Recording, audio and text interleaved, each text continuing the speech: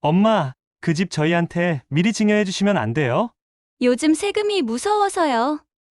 어머니 살아계실 때 미리 정리를 하는 게 저희한테도 유리해요. 됐다. 그만해라, 이것들아. 내가 너희 둘 키우려고 그렇게 죽을 힘을 다했니? 안녕하세요. 제 이름은 김선자. 올해 68입니다. 저는 가진 것 없이 태어났고 평생을 가난이라는 굴레 속에서 허덕이며 살아왔습니다. 저희 집은 늘 찬바람이 먼저 들어앉는 곳이었습니다. 남들이 말하는 온기라는 건 사치였죠. 아버지는 몸이 약하셨고 어머니는 그런 아버지를 대신해 억척스럽게 밖으로 나섰습니다.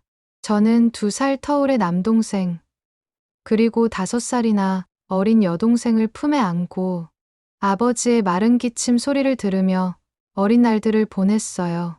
그래도 내 식구가 함께 있다는 것만으로 그 서늘한 방 안에도 희미한 불빛이 있는 줄 알았습니다. 하지만 그 불빛은 너무나 잔인하게 꺼져 버렸습니다. 제가 10살이 되던 해, 섣달금음을 이틀 앞둔 추운 겨울날이었습니다. 새벽녘 연탄가스가 들이닥쳤습니다. 아버지는 그 자리에서 숨을 거두셨고 어머니는 저와 동생들을 살리려 창문을 깨고 저희를 밀어낸 뒤 결국 며칠 뒤 병원에서 눈을 감으셨습니다. 가족이 모두 모여야 할 명절을 앞두고 부모님이 동시에 제 곁을 떠난 겁니다. 10살짜리 어린 제게 남겨진 건 차가운 시신을 마주해야 했던 잔혹한 기억과 눈물조차 제대로 닦지 못하는 어린 동생들의 울음소리뿐이었습니다. 장례식은 동네 사람들이 모금해준 돈으로 겨우 치렀습니다. 하지만 조문객이 모두 떠나자 친척들이라는 분들은 돌변했습니다. 저희를 데려갈 사람은 아무도 없었고 서로 눈치만 보며 저희 3남매를 외면했습니다. 차가운 한숨과 냉정한 시선만이 가득했죠. 결국 부모님의 냄새가 희미하게나마 남아있던 찬바람만 가득한 그 운막 같은 집에 저희 3남매만 덩그러니 남겨졌습니다. 어린 저는 깨달았습니다. 이제 이 세상에서 저를 지켜줄 사람은 아무도 없다는 것을요. 그리고 제가 엄마이자 아빠이자 언니가 되어야 한다는 잔인한 운명을요. 그때부터 제 어린 손은 학교 대신 일터를 향했습니다. 교복, 책가방, 그건 동화 속 이야기였어요. 8살과 5살짜리 동생들의 허기를 채우기 위해 저는 새벽에 눈을 떴습니다. 해가 뜨기도 전에 꽁꽁 언 골목길을 고무신 질질 끌며 걸어 나갔습니다. 제가 할 수 있는 일은 남의 집 마당을 쓰는 일, 시장에서 짐을 나르는 일, 심지어 공사장에서 벽돌 부스러기를 치우는 허드레실이 전부였습니다. 10살의 김선자는 이미 80살 노인의 손을 가지고 있었습니다. 손바닥과 손가락 마디마디는 굳은 살로 딱딱하게 뒤덮였습니다. 겨울에는 그 갈라진 굳은 살 사이로 피가 맺혔고 그 피가 얼어붙어 손끝이 찢어지는 고통을 매일 견뎌야 했습니다. 피가 묻은 손을 호우 불어가며 동생들에게 줄 쌀 한 줌을 벌기 위해 이를 악물었습니다. 가장 서러웠던 건 학교 앞을 지나갈 때였습니다. 고운 교복을 입은 아이들이 깔깔거리며 웃고 따뜻한 도시락을 나누는 모습을 볼 때마다 가슴이 찢어지는 듯했어요. 저도 그 아이들처럼 책을 읽고 싶었고 따뜻한 교실에 앉아보고 싶었습니다. 하지만 그럴 때마다 동생들의 배고픈 얼굴이 떠올랐고 저는 다시 고개를 숙이고 짐짝을 짊어져야 했습니다. 꿈을 꿀 자격조차 없었던 거죠. 밤이 되어 온몸이 부서질 듯 아파도 저는 잠들 수 없었습니다. 어린 동생들은 제 팔을 베고 잠이 들었지만 저는 그들의 차가운 이마를 쓰다듬으며 홀로 외로움을 견뎠습니다. 부모님은 왜 저희를 두고 가셨을까? 왜 아무도 저희를 도와주지 않을까? 수많은 질문이 목구멍을 막았습니다. 하지만 저는 울지 않았습니다. 눈물은 사치였고 눈물을 흘릴 시간조차 제게는 허락되지 않았으니까요. 그저 차가운 벽에 등을 기대고 이 지옥 같은 고통도 언젠가 끝이 나겠지. 이 동생들만큼은 내가 꼭 지켜내야지라고 10살의 어린 저는 매일 밤 처절한 다짐을 되풀이할 뿐이었습니다. 제게 남겨진 건 차가운 바람, 멈추지 않는 노동, 그리고 끝없이 밀려오는 허기뿐이었습니다. 그것이 10살 소녀 김선자의 인생이었습니다. 부모님의 빚처럼 남겨진 동생들을 먹여 살리려면 더 이상 시골에서는 안 되겠더라고요. 16 되던 해, 저는 어린 동생들 손을 잡고 무작정 서울로 올라왔습니다. 서울은 차갑고 거대한 쇳덩어리 같았습니다. 저희 같은 밑바닥 인생에게는 한치의 자리도 허락하지 않았어요. 동생들을 좁은 쪽방에 두고 저는 당장 돈이 되는 식당 허드레실부터 시작했습니다. 주방 안은 늘 기름, 냄새와 끓어오르는 열기로 가득했고 서울의 부엌은 훨씬 더 매웠습니다. 그곳에서 남편을 만났습니다. 결혼 생활이 시작되고 얼마 지나지 않아 남편의 본 모습이 드러났죠. 책임감이라는 단어는 남편의 사전에는 없었습니다. 그는 말보다 술이 먼저였고 돈 대신 욕설을 집 안에 쏟아냈습니다. 제가 공장에서 야근을 하고 돌아와 피곤에 절어 있을 때 그는 제 품삯을 들고 나가 술에 취해 들어왔습니다. 아들 하나, 딸 하나, 아이들이 태어났습니다. 저는 아이들에게만큼은 가난을 물려주고 싶지 않았어요. 동생들을 위해 희생했던 제 10대의 삶이 이제는 제 아이들을 위한 피와 땀의 맹세로 바뀌었습니다. 남편의 빚과 무책임까지 짊어지고 저는 하루에 2-3군데 일터를 옮겨 다녔습니다. 새벽 청소, 공장 야간 근무, 낮에는 식당 주방. 제 몸은 기계처럼 움직였습니다. 손톱 밑에는 늘 기름때가 박혀 지워지지 않았고 무릎과 정강이는 매일 어딘가에 부딪히거나 쪼그려 앉아 생긴 검푸른 멍으로 가실 날이 없었습니다. 그래도 괜찮았어요. 아이들이 밥상 앞에서 엄마, 오늘 반찬 맛있다 하고 말할 때 온몸의 고통이 잠시나마 사라지는 것 같았으니까요. 남편이 술주정을 할 때면 저는 아이들을 2팔로 꼭 안고 작은 손으로 귀를 막아주며 속삭였습니다. 괜찮아. 엄마가 옆에 있어. 엄마는 괜찮아. 그 말은 아이들을 향한 거짓말이기도 했지만 무너져 내리는 저 자신에게 되뇌는 주문이기도 했습니다. 그렇게 10수년을 버텼습니다. 제가 피를 토하는 심정으로 번 돈이 조금씩 쌓여 희망의 벽돌이 되었습니다. 그리고 마침내 제 삶의 모든 고난을 보상해 줄 것 같았던 순간이 찾아왔습니다. 큰아이가 대학 합격 통지서를 받아든 날이었습니다. 아들의 이름이 적힌 그 종이 한 장을 부여잡고 저는 엉엉 소리 내 울었습니다. 이젠 됐어. 내 아이만큼은 나처럼 살지 않아도 돼.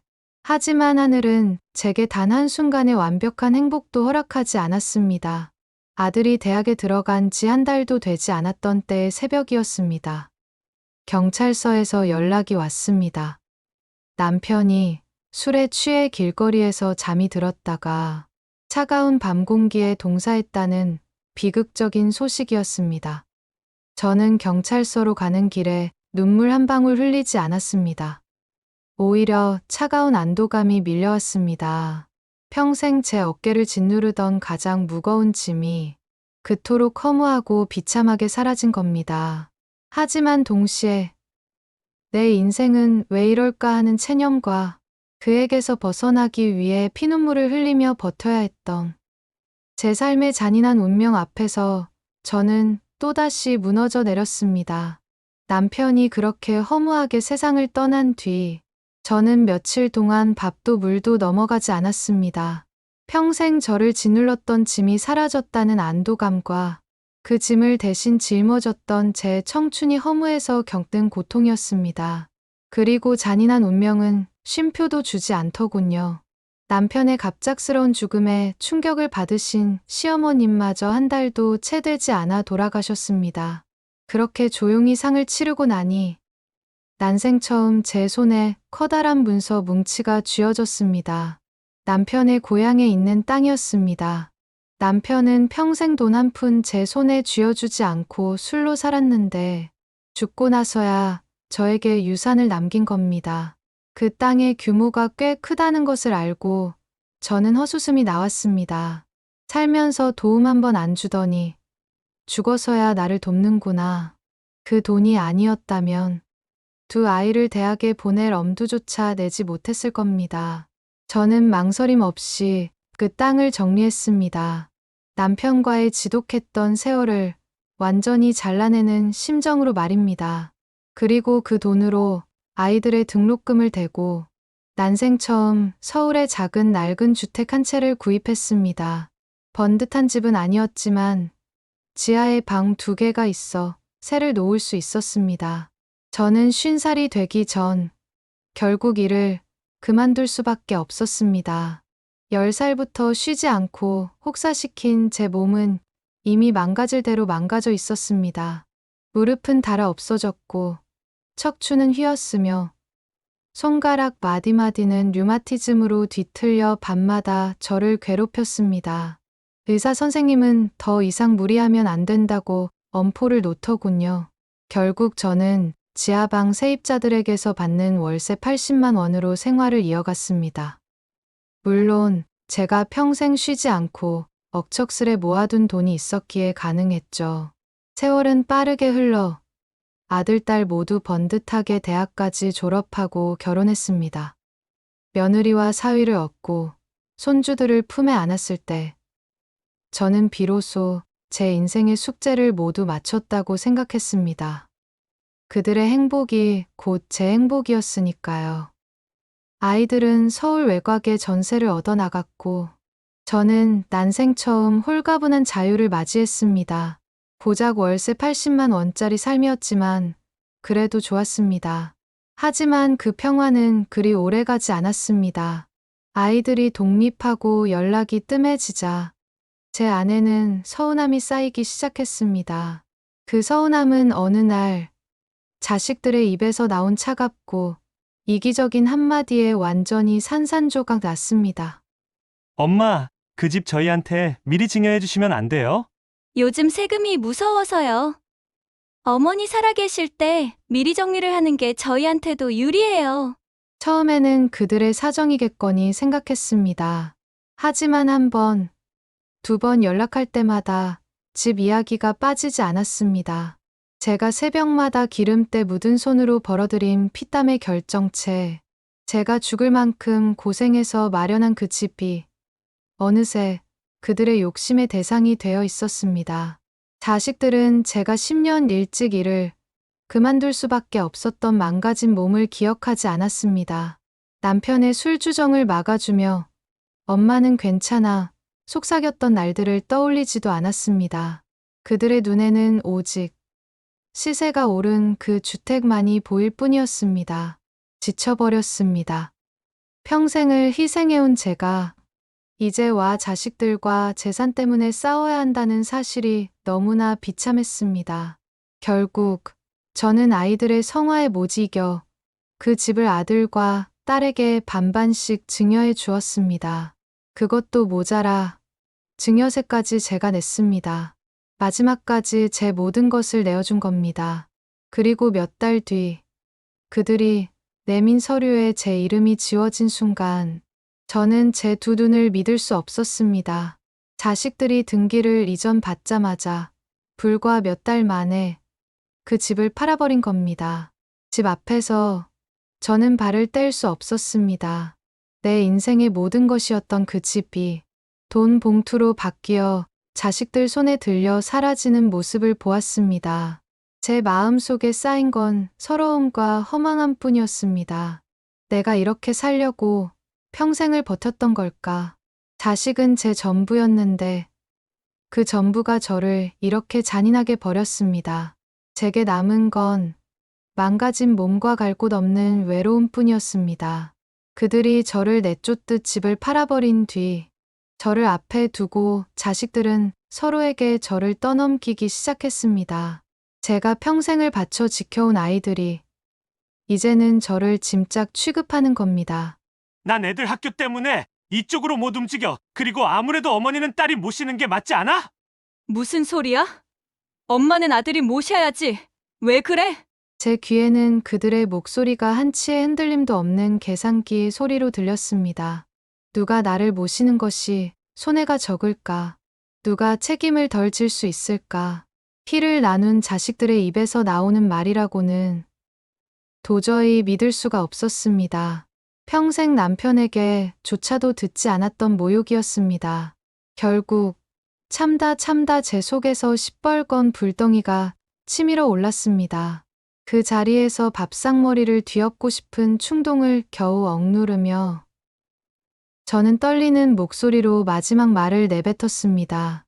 됐다. 그만해라 이것들아. 내가 너희 둘 키우려고 그렇게 죽을 힘을 다했니? 자식들은 소리를 지르는 저를 보며 놀란 표정을 지었습니다.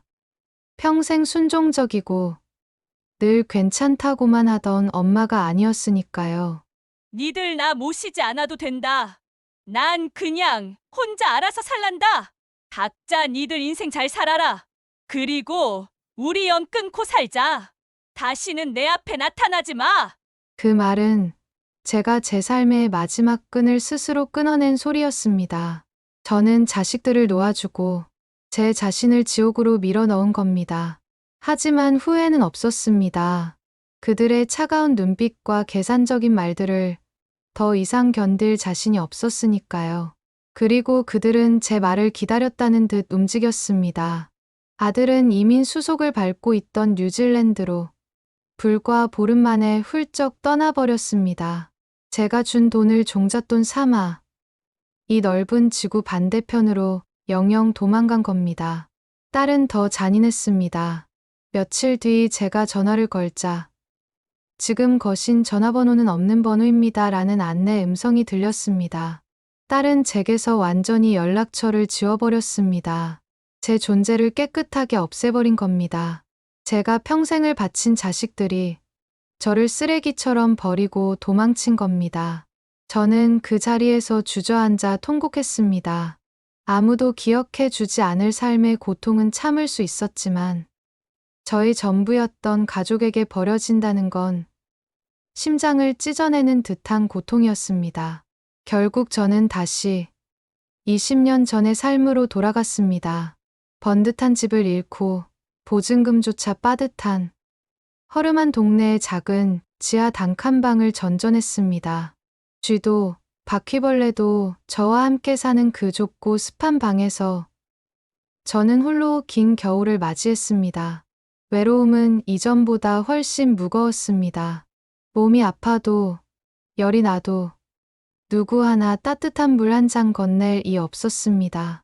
혹사당한 몸은 새벽마다 비명을 질렀고 저는 그 비명을 이불로 덮고 홀로 견뎌냈습니다. 세상 사람들은 저를 모릅니다. 시장에서 마주치는 사람들은 그래도 자식들은 잘 되었으니 좋겠네라며 부러워했습니다. 그 말이 칼이 되어 심장을 찔렀습니다. 그들이 모르는 건 제 자식들이 이미 저를 버렸고 저는 세상의 그림자처럼 존재한다는 사실이었습니다. 이때부터 저는 다시 일을 찾아 나섰습니다. 쉬면 무너질 것 같아서였습니다. 이대로 멈춰버리면 정말 제가 세상에서 사라져 버릴 것 같아서 아픈 몸을 채찍질하며 다시 거리로 나섰습니다. 아무도 나를 지켜주지 않지만 나 스스로만큼은 나를 버릴 수 없다는 마지막 오기였습니다. 그렇게 제 인생의 가장 길고 추운 겨울이 시작되었습니다. 자식들과 연을 끊고 다시 단칸방 월세살이로 돌아온 저는 마치 평생 고생했던 세월을 한 번 더 반복하는 듯했습니다. 모아둔 돈이 조금 있었지만 월세와 생활비를 감당하기에는 턱없이 부족했습니다. 이번에는 반드시 숙식이 제공되는 곳이어야만 했습니다. 그래야만 남은 돈을 지켜낼 수 있었으니까요. 제 나이 60대, 망가질 대로 망가진 몸으로 숙식 제공 일자리를 찾는 건 하늘의 별 따기였습니다. 서글펐지만 저는 굴하지 않았습니다. 그러다 경기도 외곽의 어느 식당 구인 광고를 보았습니다. 설렁탕 전문점, 숙식 제공 가능, 주방 보조 구함. 그 세 글자가 제 눈을 사로잡았습니다. 마지막 희망처럼 느껴졌죠. 버스를 타고 1시간을 넘게 달렸습니다. 서울의 번잡함이 사라지고 낯선 시골의 풍경이 펼쳐졌습니다. 꾸역꾸역 낡은 가방을 끌고 도착한 곳은 가마솥 장작 설렁탕이라는 간판을 단 허름하지만 꽤 크고 정갈해 보이는 식당이었습니다. 문을 열고 들어서자 뜨끈한 사골 국물 냄새가 온몸을 감쌌습니다. 그 구수한 냄새가 차가웠던 제 몸과 마음을 녹이는 듯했습니다. 저는 주저하며 주인장을 찾았습니다. 저 사장님 혹시 주방 일하러 왔는데요. 주방 쪽에서 건장한 체격의 사내 하나가 나옵니다. 30 후반쯤 되어 보이는 얼굴에 선한 웃음이 가득한 청년이었습니다. 어디선가 본 듯한 익숙한 느낌이었습니다. 어서 오세요. 그런데 혹시 선자 이모님 아니세요? 저 명식인데요. 그때 구로구의 갈치조림 식당 주방에서 일하시던 선자 이모. 영식아? 세상에 명식이가 맞니? 너 이렇게 다 컸구나. 제 눈앞에 서 있는 청년은 20년 전 제가 주방에서 일할 때 늘 배고픔에 시달리던 그 아이였습니다. 홀어머니를 모시며 어렵게 지내던 명식이, 제가 몰래 챙겨주던 찌개와 공기밥 한 그릇, 추운 날 녹으라며 따뜻한 손을 잡아주었던 그 아이가 이렇게 훌륭하게 자라 저를 알아보는 겁니다. 네, 이모님. 저 명식이에요. 이모님 덕분에 그때 제가 얼마나 버텼는데요. 세상에, 이모님이 여기에 어떻게. 명식이는 제 낡고 상처투성이인 손을 와락 잡았습니다. 굳은 살로 뒤덮여 갈라진 제 손을 명식이는 마치 보물처럼 소중하게 감싸 쥐었습니다. 그 따뜻하고 두터운 손의 온기가 제 심장을 강타했습니다. 평생을 남편과 자식에게 헌신했지만 가족에게도 받아보지 못했던 진심 어린 위로였습니다. 저는 울지 않으려고 입술을 깨물었지만 눈물이 뺨을 타고 쉴 새 없이 흘러내렸습니다. 자식들에게 버림받고 세상에게 잊힌 줄 알았던 저를 생판남이나 다름없는 명식이가 기억해 주는 겁니다. 제가 흘렸던 따뜻함이 땅에 떨어진 민들레 씨앗처럼 조용히 자라 이토록 눈부신 기적이 되어 저에게 돌아온 겁니다. 명식이는 저를 식당 안쪽으로 안내했습니다. 그리고 제 인생 이야기, 남편과의 고단했던 세월, 자식들의 배신과 냉혹했던 현실을 눈물을 닦아가며 들어주었습니다. 그는 아무 말 없이 고개를 끄덕일 뿐이었습니다. 이모님 말씀 안 하셔도 돼요. 제가 다 알아요. 이모님은 남을 도우시느라 정작 본인 몸 하나 못 챙기셨잖아요. 그때 제 손 잡아주신 거 제가 평생 안 잊었어요. 이모님, 은혜는 갚으라고 있는 겁니다. 제가 이모님을 모셔야죠. 이 설렁탕 집이 그때 이모님이 제게 주신 따뜻한 공기밥 한 그릇으로 세워진 거나 마찬가지예요. 이모님은 제 평생 은인이세요. 명식이는 주방 옆 작지만 깨끗한 방을 보여주었습니다. 숙식 제공 약속을 흔쾌히 받아들인 것도 모자라 그는 저에게 상상치도 못한 약속을 했습니다. 이모님, 부담 갖지 마세요. 여기 일 그냥 설렁설렁 하셔도 돼요. 그리고 이모님 몸 상한 거 제가 다 알고 있습니다. 제가 이모님 평생 모시겠습니다. 이 설렁탕집 건물에 이모님 방 제가 평생 비워둘 거예요. 나중에 혹시 몸이 더 힘들어져서 일을 못하게 되셔도 걱정 마시고 여기서 평생 숙식하세요. 이모님은 제 평생 은인이시니까요. 저는 그 명식이의 말에 그만 주저앉아 버렸습니다. 평생을 어머니로, 아내로, 장녀로 살았지만 단 한 번도 나 자신으로 존중받아 보지 못했던 저였습니다. 그런데 생판남인 명식이가 제게 은인이라고 어머니라고 불러주며 평생을 책임지겠다는 약속을 해준 겁니다. 20년이 넘는 남편의 뒷바라지, 30년이 넘는 자식들의 보살핌에서 돌아온 것은 배신뿐이었는데 제가 무심히 흘렸던 작은 친절이 기적이 되어 제 삶을 다시 일으켜 세웠습니다. 그날 밤 저는 명식이가 내어준 따뜻한 방에 누워 눈물을 흘리며 웃었습니다. 제 인생의 긴 겨울은 끝났습니다. 차가운 바람 대신 명식이라는 따뜻한 온기가 제 마음을 가득 채웠습니다. 나도 언젠가 저 불빛처럼 따뜻한 곳에서 살 수 있을까 했던 어린 소녀의 희미한 소망이 68배 늦은 나이에 마침내 이루어진 겁니다. 저는 이제 혼자가 아닙니다. 명식이 덕분에 제 남은 삶도 이제는 따뜻한 온기로 가득할 것 같습니다. 이번 사연도 재밌게 들으셨다면 구독과 좋아요 부탁드립니다.